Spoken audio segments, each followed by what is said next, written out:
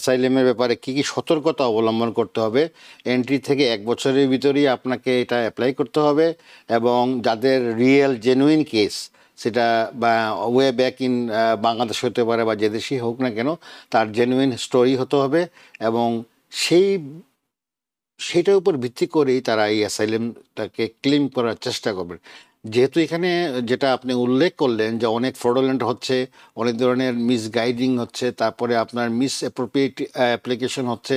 যার জন্য এরা আজকে ইউসিস বলেন বা যারা অথরিটি আছেন এখানকার ইমিগ্রেশন ওয়ার্ল্ডে, যারা ট্রাম্প অ্যাডমিনিস্ট্রেশন যারা কাজ করছেন বিভিন্ন লেভেলে, তারা অনেক ক্রেডিবল স্টোরি পেয়েছেন ফ্রডুলেন্টের, যার জন্য তারা এখন আরও অ্যাগ্রেসিভ এবং খুব ব্যাক টু ব্যাক চেক করছেন ওনারা। আপনার ব্যাক স্টোরি, আপনার এন্ট্রি লেভেল, আপনার কোথা থেকে ঢুকেছেন, এয়ারপোর্ট বা পোর্ট অফ বর্ডার, যেখান থেকে আপনি আসেন না কেন, সেখানে কিন্তু তারা অনেক সতর্কতা অবলম্বন করছে।